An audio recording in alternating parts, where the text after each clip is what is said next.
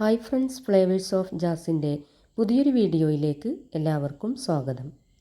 ഇന്ന് ഞാനിവിടെ കാണിക്കുന്നത് മാർബിൾ കേക്കാണ്. എല്ലാവർക്കും വളരെയധികം ഇഷ്ടപ്പെടുന്ന ഒരു കേക്കാണിത്. അപ്പോൾ 2 കിലോ അളവിൽ മാർബിൾ കേക്ക് എങ്ങനെയാണ് തയ്യാറാക്കുന്നത് എന്ന് നോക്കാം. അതിനുവേണ്ടി ഞാനൊരു ബൗൾ എടുത്തിട്ടുണ്ട്. അതിലേക്കൊരു അരിപ്പ വെച്ചിട്ട് 2 കപ്പ് മൈദപ്പൊടിയാണ് ഇട്ട് കൊടുക്കുന്നത്. അപ്പോൾ ഞാനിത് ഈ അരിപ്പ നിറഞ്ഞതുകൊണ്ട് തന്നെ ഞാനിതുപോലെ ഒരു സ്പൂൺ വെച്ചിട്ടൊന്നിങ്ങനെ ഇതുപോലെ ആക്കി കൊടുക്കുകയാണ്. അപ്പോൾ ഇതിൽ നിന്ന് കുറച്ചൊന്ന് കുറഞ്ഞിട്ടാണ് ബാക്കിയുള്ള ഇൻഗ്രീഡിയൻസ് ഇതിലേക്ക് ഇട്ട് കൊടുക്കുന്നത്. ഇനിയിപ്പോൾ ഇതിലേക്ക് 2 ടീസ്പൂൺ ബേക്കിംഗ് പൗഡർ ഇട്ട് കൊടുത്തിട്ടുണ്ട്. 1/4 ടീസ്പൂണിൽ കുറവാണ് ബേക്കിംഗ് സോഡ ഇട്ട് കൊടുത്തിട്ടുള്ളത്. ഒരു നുള്ള് ഉപ്പും കൂടെ ഇട്ട് കൊടുത്തിട്ടുണ്ട്. എന്നിട്ട് നന്നായിട്ടൊന്ന് അരിച്ചെടുക്കണം. അപ്പോൾ 2-3 പ്രാവശ്യം വേണമെങ്കിൽ അരിച്ചെടുക്കുക. അതല്ലെങ്കിൽ ഒരു വിസ്ക് വെച്ചിട്ട് ഇതുപോലെ നന്നായിട്ട് മിക്സ് ചെയ്ത് കൊടുക്കുക. നന്നായിട്ട് മിക്സ് ചെയ്യണം. ഈ ബേക്കിംഗ് സോഡയും ബേക്കിംഗ് പൗഡറൊക്കെ എല്ലാ ഭാഗത്തും എത്തുന്ന വിധത്തിൽ മിക്സ് ചെയ്ത് കൊടുക്കണം. ഇതിൻ്റെ കൂടെ തന്നെ ഒരു 4 ടേബിൾ സ്പൂൺ മിൽക്ക് പൗഡർ കൂടെ ഇട്ട് കൊടുക്കുന്നുണ്ട്. അത് ഈ അരിക്കുമ്പോൾ ഇട്ട് കൊടുത്താലും കുഴപ്പമില്ല. അല്ലെങ്കിൽ ഇതുപോലെ മിക്സ് ചെയ്തതിന് ശേഷം ഇട്ട് കൊടുത്തിട്ട് ഒന്നും കൂടെ നന്നായിട്ട് യോജിപ്പിച്ചെടുക്കണം. മിൽക്ക് പൗഡറും കൂടെ ചേർത്ത് കൊടുക്കുമ്പോൾ നല്ല ടേസ്റ്റാണ് ഈ മാർബിൾ കേക്കിന് ഉണ്ടാവുക.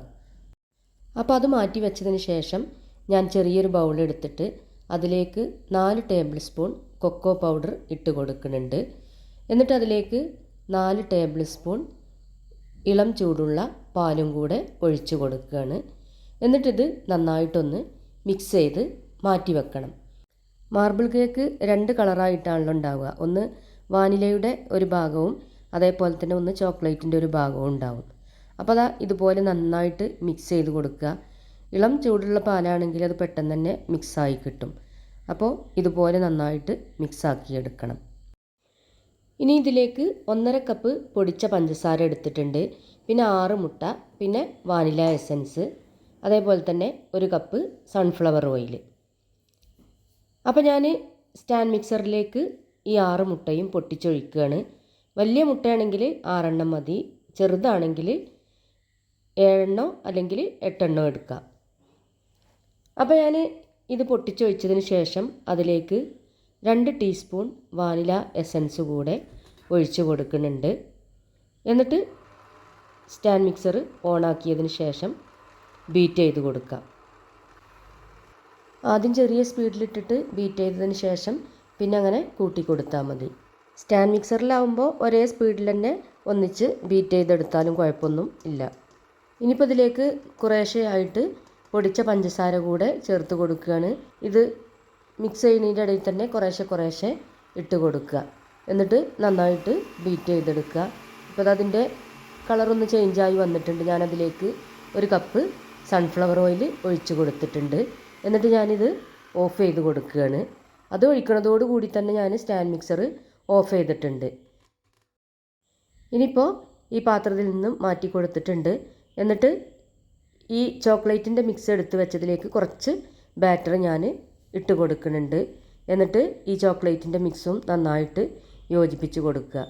അപ്പോൾ ഞാനിപ്പോൾ ഇതിൽ കുറച്ച് നന്നായിട്ട് ചേർത്തിട്ടുണ്ട് ബാറ്റർ. അപ്പോൾ ഇത്ര വേണ്ടാന്നുണ്ടെങ്കിൽ കുറച്ച് വൈറ്റ് ബാറ്റർ ചേർത്ത് കൊടുക്കുമ്പോൾ അത് കുറച്ച് കൊടുക്കുക. എന്നിട്ട് നന്നായിട്ട് മിക്സ് ആക്കിയതിന് ശേഷം അത് മാറ്റി വെക്കുക. എന്നിട്ട് ബാക്കിയുള്ളതിലേക്ക് നമ്മൾ അരിച്ച് വെച്ച ഇൻഗ്രീഡിയൻസ് ഉണ്ടല്ലോ, അത് കുറേശ്ശെയായിട്ട് യോജിപ്പിച്ച് കൊടുക്കുക. അപ്പോൾ സാവധാനത്തിൽ യോജിപ്പിച്ച് കൊടുക്കണം. ഇതുപോലെ കുറേശ്ശെ ഇട്ടിട്ട് മിക്സ് ചെയ്ത് കൊടുക്കുക. അപ്പോൾ ഈ സമയത്ത് ഇത് ചെയ്യുന്നതിന് മുൻപ് തന്നെ ഓവനിലാണെങ്കിൽ ഓവൻ പ്രീ ഹീറ്റ് ചെയ്ത് വെക്കണം. 150 ഡിഗ്രിയിൽ 10 മിനിറ്റ് പ്രീ ഹീറ്റ് ചെയ്യുക. അതല്ല സ്റ്റൗവിലാണെന്നുണ്ടെങ്കിൽ സ്റ്റൗവിൽ ഏതാണോ പാത്രം വെക്കുന്നത് അത് ഒന്ന് ചൂടാക്കാൻ വേണ്ടിയിട്ട് ആദ്യം തന്നെ വെച്ചിട്ടുണ്ടാവണം. അപ്പോൾ ഞാനിത് മിക്സ് ചെയ്യുന്ന സമയത്താണ് പിന്നെ ഓവന് പ്രീ ഹീറ്റ് ചെയ്യാൻ വെക്കൽ. അതേപോലെ തന്നെ ഇത് ഒഴിക്കാനുള്ള ബേക്കിംഗ് ടിന്ന് ആദ്യം തന്നെ സെറ്റാക്കി വെക്കണം. ബേക്കിംഗ് ടിന്നിൽ കുറച്ച് ഓയിൽ സ്പ്രെഡ് ചെയ്തതിന് ശേഷം അതിൻ്റെ മുകളിൽ ബട്ടർ പേപ്പർ ഒന്ന് വെച്ച് കൊടുക്കുക. അപ്പോൾ പെട്ടെന്ന് തന്നെ കേക്ക് അതിൽ നിന്ന് ഇളക്കിയെടുക്കാൻ പറ്റും. ഞാനിപ്പോൾ ഇവിടെ 2 ബേക്കിംഗ് ടിന്നിലായിട്ടാണ് ഒഴിച്ച് കൊടുക്കുന്നത്. ഒന്ന് ചതുരത്തിലുള്ളതാണ്, ഒന്ന് റൗണ്ടിലുള്ളതുമാണ്. അപ്പോൾ ഇതാ മിക്സിങ് ഇവിടെ കഴിഞ്ഞിട്ടുണ്ട്. ഇനിയിപ്പോൾ ഇതിലേക്ക് നമ്മൾ ഈ ബേക്കിംഗ് ടിന്നിലേക്ക് ബാറ്റർ ഒഴിച്ച് കൊടുക്കണം. അപ്പോൾ ഇതിൻ്റെ കൂടെ തന്നെ നമ്മൾ ആ ചോക്ലേറ്റിൻ്റെ മിക്സ് ഉണ്ടല്ലോ അതും എടുത്ത് വെക്കുക. ആദ്യം 2 ബേക്കിംഗ് ടിന്നിലും ഒരു ലെയർ ഈ വൈറ്റ് ബാറ്റർ ഒഴിച്ച് കൊടുക്കുകയാണ്. എന്നിട്ട് അതിൻ്റെ മുകളിലായിട്ട് കുറേശ്ശെ നമ്മളെ ചോക്ലേറ്റിൻ്റെ മിക്സും കൂടെ ഒഴിച്ച് കൊടുക്കുക. അതിങ്ങനെ കുറേശ്ശെ ആയിട്ട് അവിടെയും ഇവിടെയൊക്കെ ആയിട്ട് ഇതുപോലെ ഇങ്ങനെ ഒഴിച്ച് കൊടുത്താൽ മതി. അപ്പോൾ ഡിസൈനൊക്കെ ഓരോരുത്തർക്ക് ഇഷ്ടമുള്ള രീതിയിൽ ചെയ്തെടുക്കാൻ പറ്റും. അപ്പോൾ ഞാനിപ്പോൾ ഇവിടെ ഈ ഒരു രീതിയിലാണ് ചെയ്യുന്നത്. ഇനിയിപ്പോൾ ഇതിൻ്റെ മുകളിലായിട്ട് ബാക്കിയുള്ള ആ വൈറ്റ് ബാറ്ററും കൂടെ ഇതുപോലെ ഇങ്ങനെ ഒഴിച്ച് കൊടുക്കുക. എന്നിട്ട് അതേപോലെ തന്നെ മറ്റേ ട്രേയിലും ഒഴിച്ച് കൊടുക്കുക. അങ്ങനെ ഇത് തീരുന്നത് വരെ അതേപോലെ ചെയ്ത് കൊടുക്കുക. ഇനിയിപ്പോൾ ഒരു കേക്ക് മതി എന്നുണ്ടെങ്കിൽ ഈ ഇൻഗ്രീഡിയൻസ് ഒക്കെ പകുതിയായിട്ട് ചെയ്താൽ മതി. അപ്പോൾ 1 കിലോയുടെ കേക്ക് കിട്ടും. അപ്പോൾ ഇതുപോലെ ഞാൻ ബാറ്റർ ഫുള്ളായിട്ട് ഇതിലൊഴിച്ച് കൊടുക്കുന്നുണ്ട്. ഏത് കേക്ക് തയ്യാറാക്കുകയാണെങ്കിലും ഇപ്പോൾ ഓവൻ്റെ ഒന്നും ആവശ്യമില്ല. സ്റ്റൗവിൽ വെച്ചിട്ട് നല്ല പെർഫെക്റ്റ് ആയിട്ട് തന്നെ കേക്ക് ഉണ്ടാക്കാൻ സാധിക്കും. അപ്പോൾ എല്ലാവരും ഇതുപോലെ ഒന്ന് ട്രൈ ചെയ്ത് നോക്കുക. നല്ല ടേസ്റ്റുള്ള കേക്കാണ് മാർബിൾ കേക്ക്. എല്ലാവർക്കും ഇഷ്ടപ്പെടും, കുട്ടികൾക്കൊക്കെ വളരെയധികം ഇഷ്ടപ്പെടും. അപ്പോൾ ഞാൻ ആദ്യം ഒന്ന് ടാപ്പ് ചെയ്തതിന് ശേഷം ഇതുപോലൊരു ടൂത്ത് പിക്ക് വെച്ചിട്ട് ഇങ്ങനെ ഡിസൈൻ ആക്കി കൊടുക്കുന്നുണ്ട്. അപ്പോൾ അതിന് ശേഷം ഇതുപോലെ ഞാൻ ഒരു പാത്രത്തിലേക്ക് ഇറക്കി വെച്ചിട്ട് അത് അടച്ച് കൊടുക്കുകയാണ്. ഇത് ഞാൻ സ്റ്റൗവിലാണ് വെച്ചിട്ടുള്ളത്. പിന്നെ ഈ ചതുരത്തിലുള്ള ബേക്കിംഗ് ടിന്ന് ഞാൻ ഓവനിലും വെച്ച് കൊടുത്തിട്ടുണ്ട്. 150 ഡിഗ്രിയിൽ 30 മിനിറ്റ് ആയപ്പോൾ ഇത് ബേക്കായി വന്നിട്ടുണ്ട്. ഇതാണ് ഓവനിൽ വെച്ചത്. അതിൻ്റെ ഈ മുകൾ ഭാഗം കുറച്ചൊരു ഡാർക്ക് കളർ ഉണ്ടാവും. സ്റ്റൗവിൽ വെച്ചതിന് അത്ര തന്നെ കളർ ഉണ്ടാവില്ല മുകൾ ഭാഗത്ത്.